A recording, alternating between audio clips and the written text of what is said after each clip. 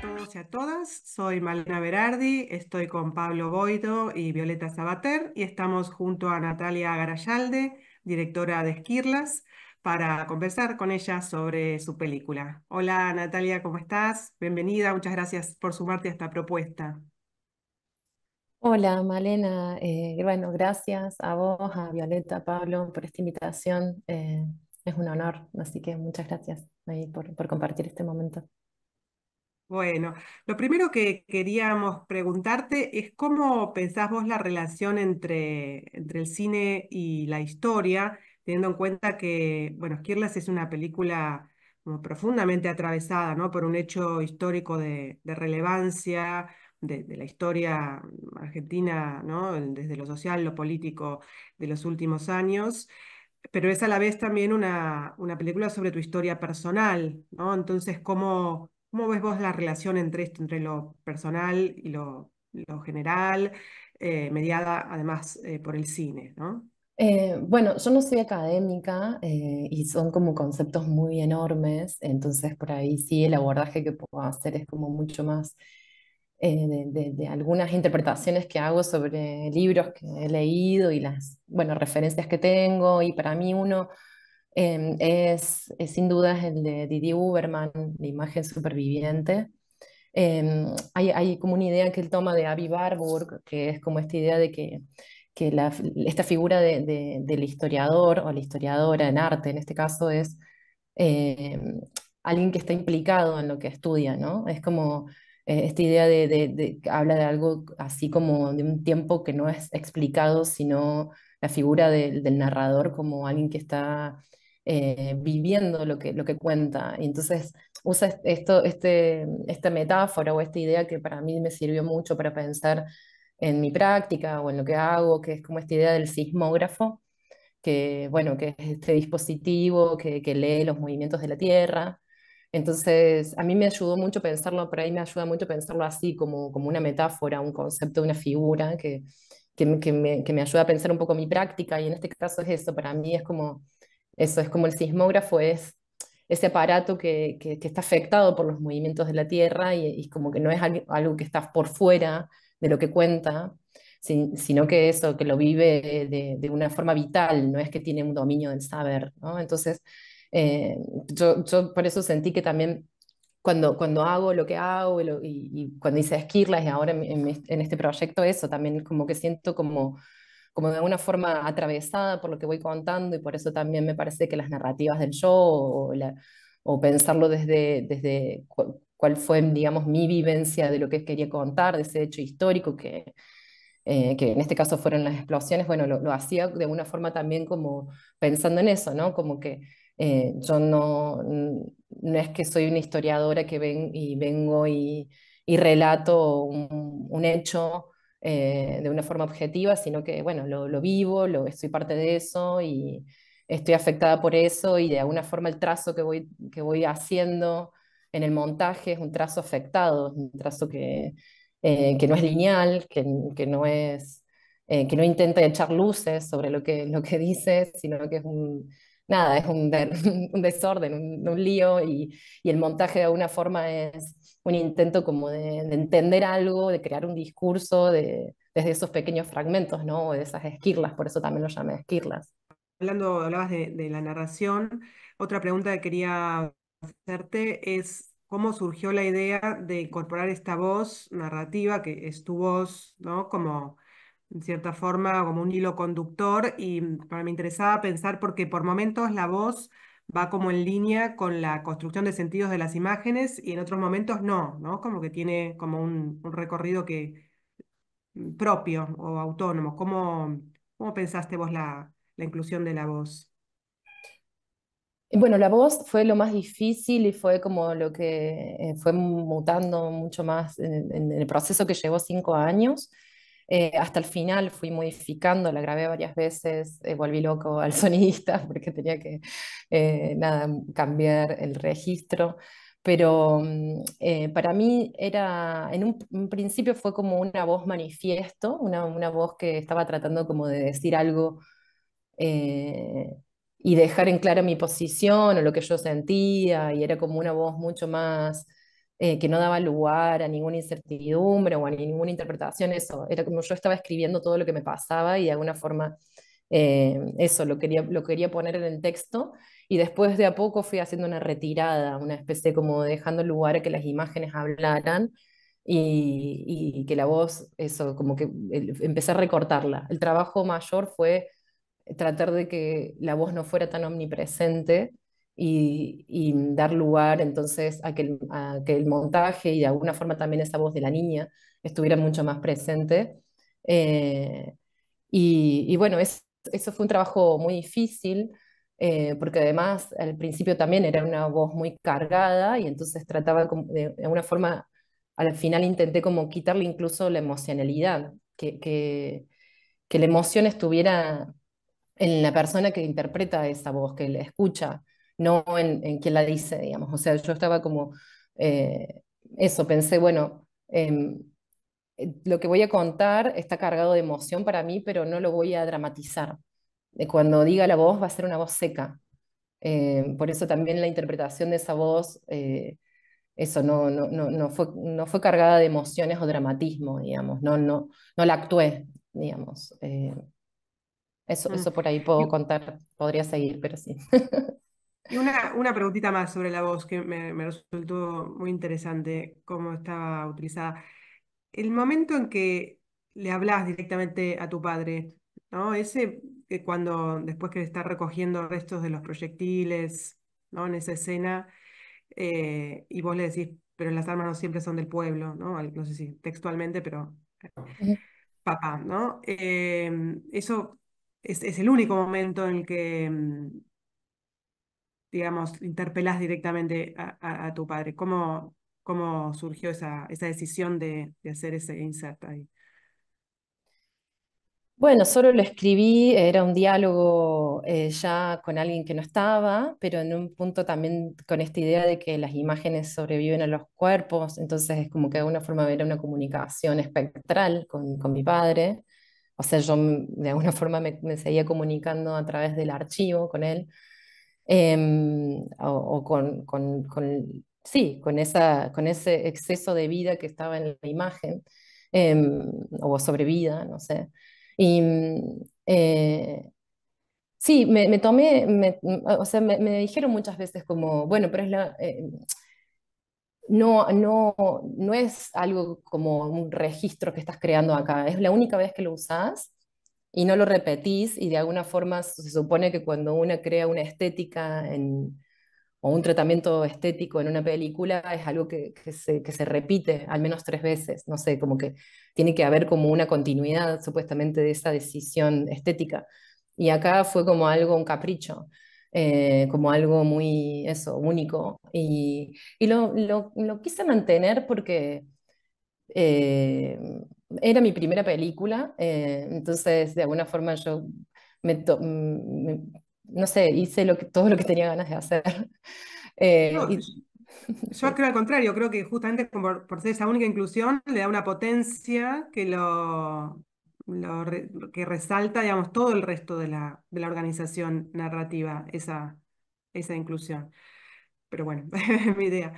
Sí, no, y ¿Viole? para mí, perdón, Ah, sí, para mí también igual es como sí, un sí. diálogo obviamente generacional sobre la violencia, o sea, sí, para mí, por supuesto que no voy a decir que eso sintetiza un montón de ideas, pero sí era como un diálogo generacional sobre una generación que entendía que había que responder con armas y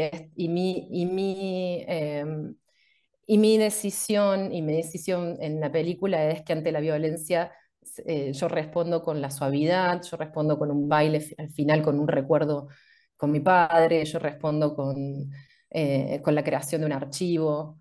Entonces es como también, bueno, por supuesto que no voy a decir que voy a sintetizar todas esas ideas en una línea, pero esa era la intención detrás también. Justo un poco en función de lo que decías recién, te quería preguntar porque para mí se puede percibir una relación entre el material de archivo firmado en tu infancia con, bueno, la narración de tu voz en off en presente, de representar y tomar ese archivo desde lo nostálgico, ¿no? También como desde un momento, digamos, de felicidad antes otro momento que es un punto de no retorno. Y quería preguntarte un poco si tuviste la intencionalidad de trabajar ese archivo de tu infancia desde ese lugar, eh, o no. Bueno, no sé, cómo lo habías pensado. Sí, creo que es una mezcla, sí, hay algo de nostalgia, pero sí, para mí también era pensando siempre era como la idea de que el archivo hablara del presente, y por eso también es que toco una problemática que afecta actualmente a la ciudad, que es de los químicos, entonces como que de alguna forma eh, sí, esa reflexión, ese montaje sobre el pasado pudiera también decir algo sobre lo que está sucediendo. Entonces, creo que ahí entonces como que no solamente hay un elemento nostálgico, también algo que creo que el archivo como mi intención era que me permitiera reflexionar un poco sobre el presente y sobre el futuro también, ¿no? Ujú. Sí. Buenísimo. Y también te quería preguntar sobre la construcción de la mirada, bueno, desde la niñez. ¿Qué te interesó resaltar de esa mirada desde vos siendo niña para articular el resto de la historia? Em, sí, yo creo que por ahí lo que nos llamaba la atención cuando lo veía al archivo bueno, porque lo trabajé también con Eva Cáceres, que es la productora, y con Juli Seco, que es la montajista, y después un equipo, pero digo, como que ellas estaban como muy al lado mío, mirando el archivo, y lo que veíamos de alguna forma que era que, bueno, hicimos como en el montaje, para hacer el montaje hicimos como un dibujo, varios dibujos, y según qué concepto o qué ideas queríamos trabajar, y este de la mirada de la niña y el niño era un concepto que estaba presente ahí, y era como el acto de mirar el mundo se iba modificando según cómo estas personas eran afectadas por hechos históricos sociales. Entonces, como al principio, y era una especie de como también de la pérdida de la inocencia que se veía ahí en el registro,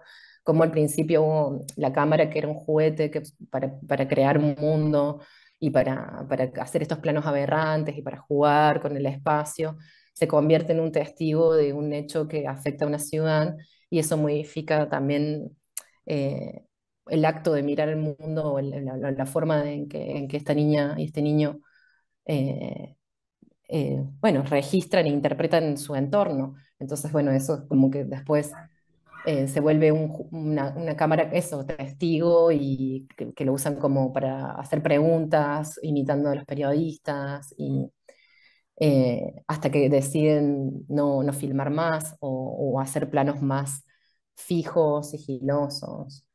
Sí, eso era una idea, ¿no? También entre las ideas de montaje.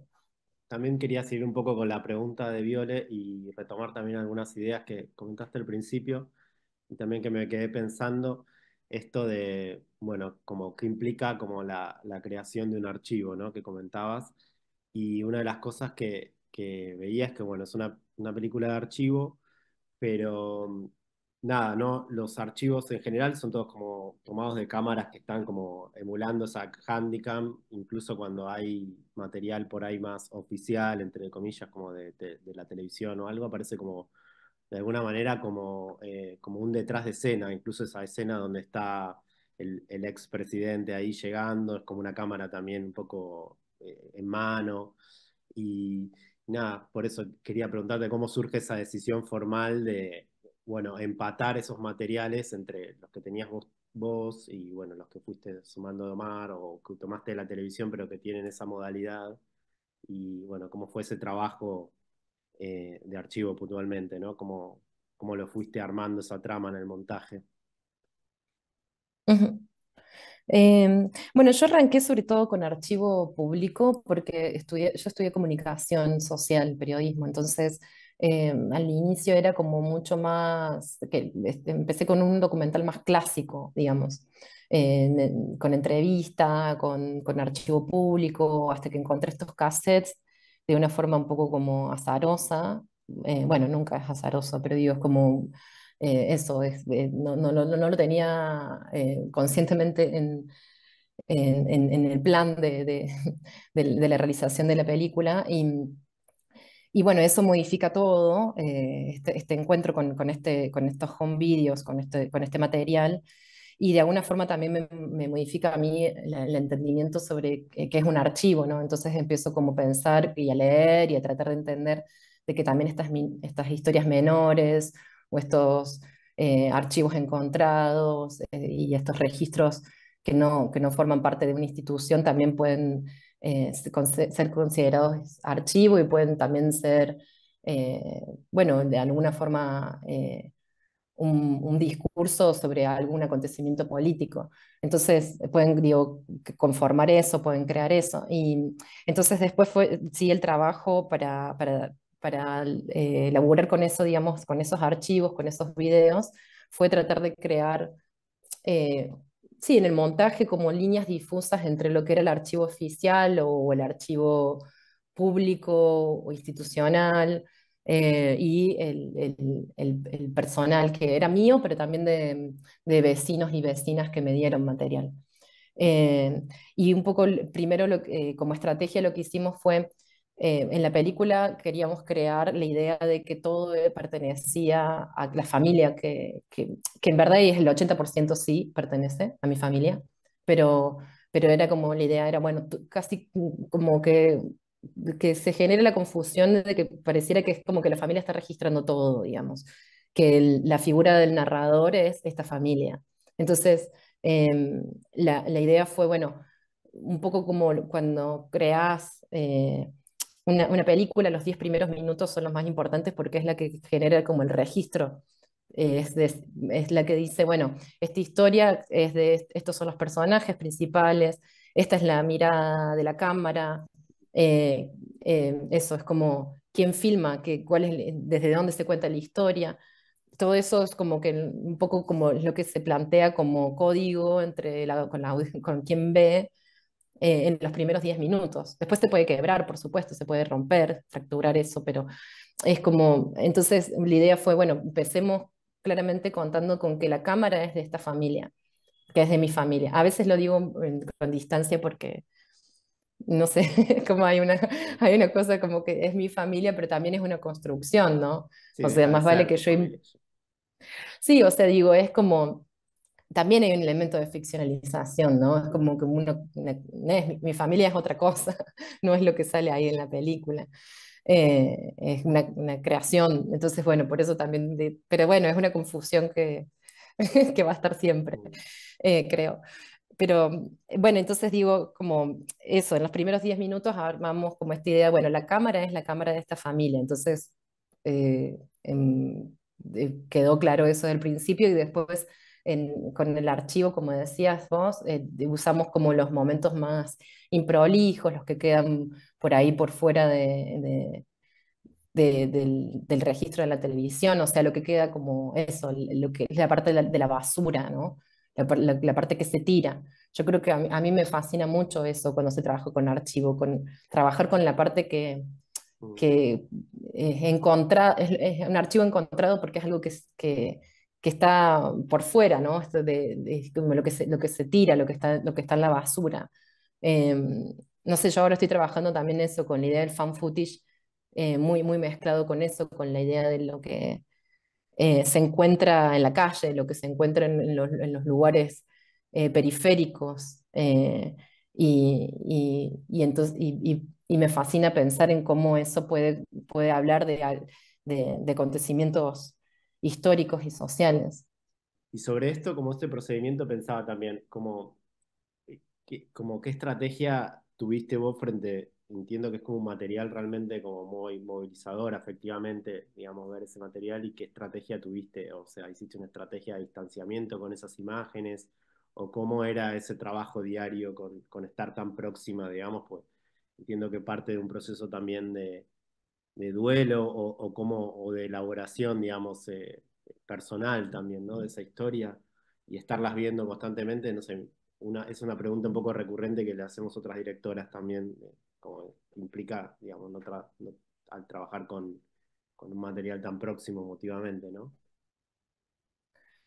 Sí, no, yo recién decía esto de la distancia, pero porque ahora hablando, digamos, si pienso pienso en la idea de la familia como personaje, em, eso es una construcción, pero cuando iba creando la película, no, yo, como decía al principio, para mí era la idea del sismógrafo, era como la idea esta del tiempo implicado, o sea, yo no hay forma de que no lo hiciera desde un lugar afectado, o desde mis emociones y desde un proceso de duelo, sí.